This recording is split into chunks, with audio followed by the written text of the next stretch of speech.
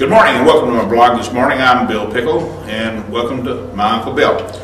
I'm here at the South Carolina Litter Control Association meeting in Myrtle Beach, and I have to tell you that I feel that this is a type of meeting that no one needs to be at, because the problem that we're facing here and discussing is something that is totally controllable.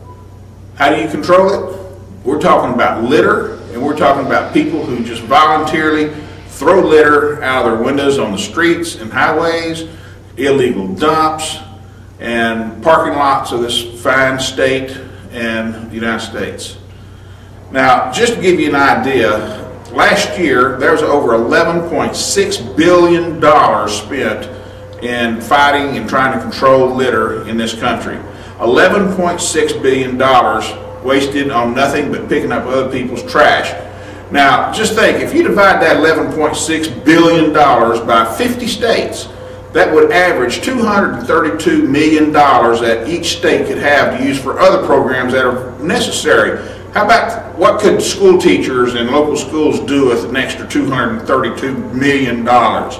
So you see, litter hurts everyone. In shopping, now it is estimated that over 70% of all retail sales are directly related to curb appeal, which means the looks of the building and the property surrounding that building. People don't want to go in areas that are trashed out or the buildings are dilapidated. They want to go somewhere where it's a pleasure to shop and spend their money. And you know, that's what people are in business for. So if people are not spending their money in their shopping centers, they're losing money. Tourists.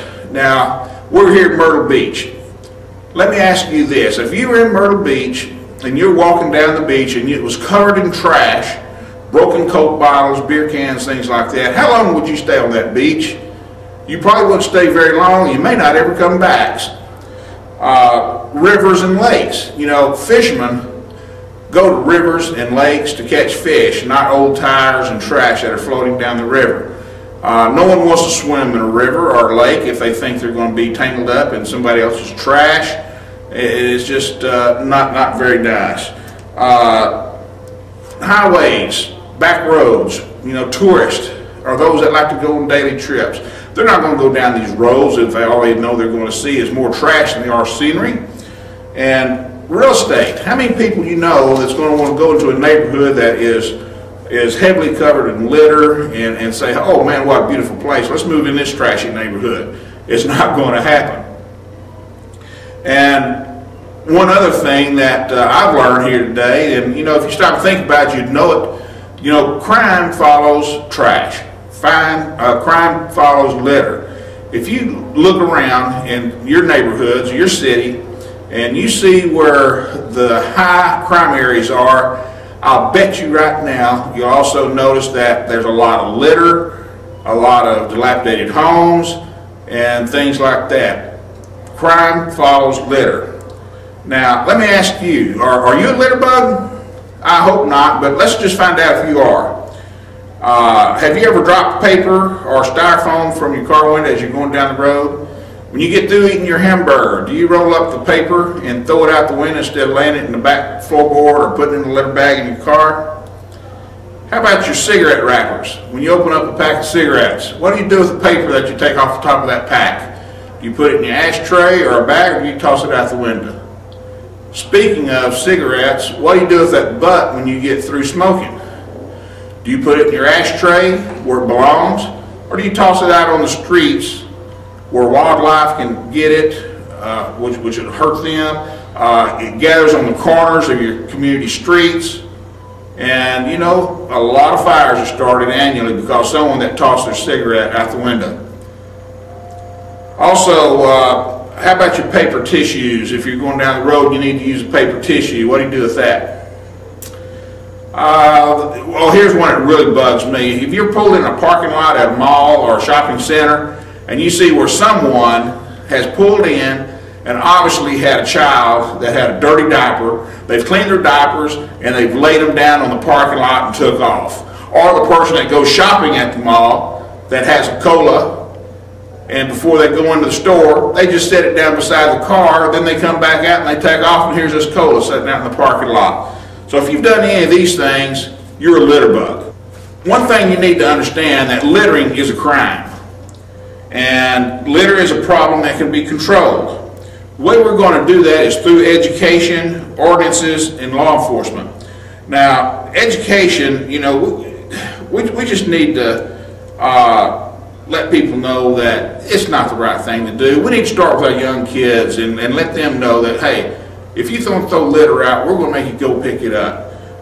We need to have ordinance and laws that are significant enough to prevent people from wanting to litter, and also laws that will be enforced. So one of the things I think we ought to do is not only write the fines, but we ought to make sure those fines are paid. And I think we ought to go one step forward. What's wrong with every county having a livability court or a litter court where they have nothing else more than that? Litter, dilapidated property, overgrown grass, things like that really do deteriorate and make the community look bad. I'm convinced that if you have someone that does that on a full-time basis, the program will pay for itself. So I don't think you have to worry about dollar issues in that area. So if you decide to trash our state or our county, you could pay heavily.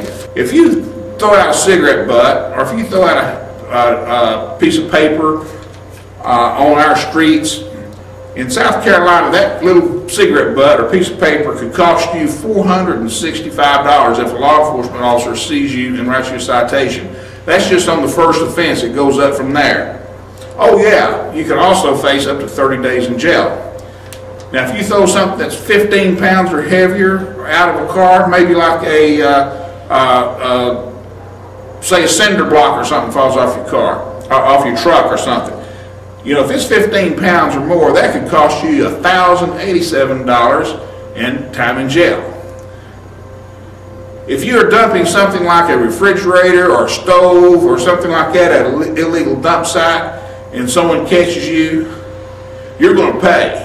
That no good stove or refrigerator is going to cost you $2,087 and time in jail. And not only that, since your car was used, or your pickup, or your truck, whatever you took it out there and dumped it with, was used in committing of a crime, you could also have your vehicle confiscated and sold by the state.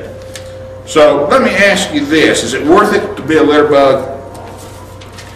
Please don't trash our state or anywhere else in this great country. And I want to ask you to do one other favor for me. When you're at an intersection and you're smoking a cigarette, don't dump your ashtrays. If you're a smoker, keep your butt in the car. Until next time, this is Uncle Bill. Hope to see you soon.